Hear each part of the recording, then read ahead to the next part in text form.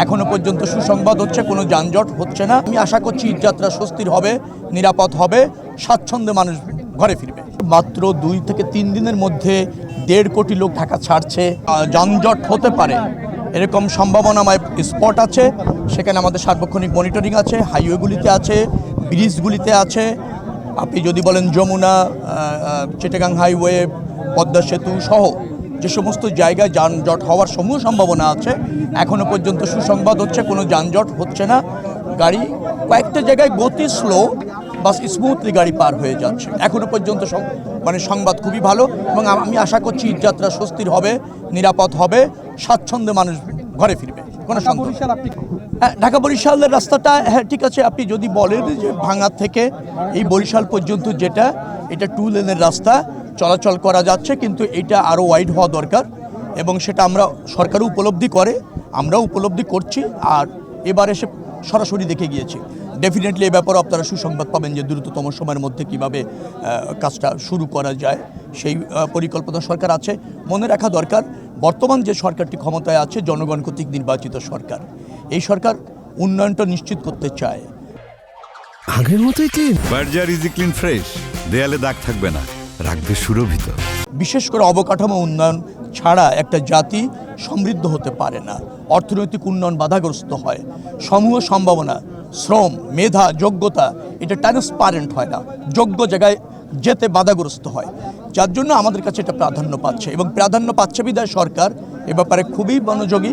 ইতিমধ্যে এমপি মহোদয় উল্লেখ করেছেন, তিনি যেহেতু এখানে বারবার নির্বাচিত এমপি এবং জনগণের এবারও বিপুল ভোটে নির্বাচিত এমপি, তিনি যেটা দাবি করেন সেটা জনগণের দাবি, তিনি যেটা উপলব্ধি করেন সেটা সরকার করার জন্য তাগাদা অনুভব করে, দায়িত্ব অনুভব করে। আমার সামনে উনি উপস্থাপন করেছেন, আনুষ্ঠানিকভাবে প্রস্তাবনাটা ডিও লেটার দিয়েছেন। ডেফিনেটলি যে উন্নয়নেরগুলির কথা উনি চাচ্ছেন এলাকার মানুষের পক্ষে, আমি ঢাকাতে গিয়ে দ্রুততম সময়ের মধ্যে সেগুলি বাস্তবায়ন করবার জন্য কি করণীয়, এবং ওনার সাথে আমি আবারও মন্ত্রণালয় বসে মিটিং করব। সবগুলি হয়তো একবারে সম্ভব না, পর্যায়ক্রমে যেটা অগ্রাধিকার পায় সেটা প্রাধান্য পাবে, এবং আমরা ওই পরিকল্পনা গ্রহণ করে বাস্তবায়নের দিকে এগিয়ে যাব। আমরা প্রায় 7,500 কিলোমিটার নৌপথ নিয়মিত ড্রেজিং করে সচল রাখি। এই মুহূর্তে 1200 কিলোমিটার নৌপথ খনন কাজ চলছে। 4,500 কিলোমিটার আগামীতে নেওয়ার আমরা পরিকল্পনা নিয়েছি।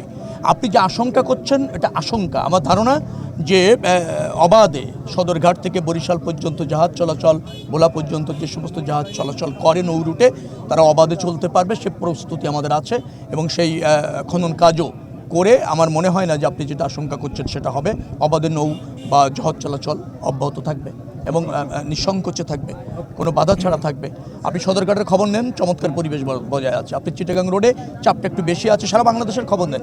আমি গাড়িতে বসে সব জায়গায় মনিটরিং করছি এবং দেখছি ঈদযাত্রায় মানুষ আনন্দিত, এবং আপনাদের সব মেইন স্ট্রিম টেলিভিশনগুলো রিপোর্ট করছে যে কোনো কমপ্লেন নাই, ভাড়া বাড়ছে না, স্বস্তিতে যাচ্ছে, খুব বেশি আপনার যানজট অথবা অব্যবস্থাপনা সড়কে নাই। মনে রাখা দরকার, মাত্র 2 থেকে 3 দিনের মধ্যে 1.5 কোটি লোক ঢাকা ছাড়ছে, তো তাদের যাত্রাটা স্বস্তি করা বেশ চ্যালেঞ্জিং। কিন্তু আমাদের সরকার, প্রধানমন্ত্রীর নির্দেশে যে প্রস্তুতি আমরা নিয়েছি, আমরা নিশ্চিত ইনশাআল্লাহ যাত্রীরা স্বাচ্ছন্দ্যে আরামদায়ক ভ্রমণের মাধ্যমে স্বজনদের কাছে যাবে, কোনো ব্যত্যয় ঘটবে না। আর যে সেতুটি আজকে এখানে উদ্বোধন করা হলো, এটাও গুরুত্বপূর্ণ সেতু, প্রায় 283 মিটারের মতো এটা দূরত্ব, এবং এই অঞ্চলের মানুষের আমার বিশ্বাস যাতায়াতের ক্ষেত্রে এই সেতু একটা যুগান্তকারী এবং গুরুত্বপূর্ণ ভূমিকা রাখবে।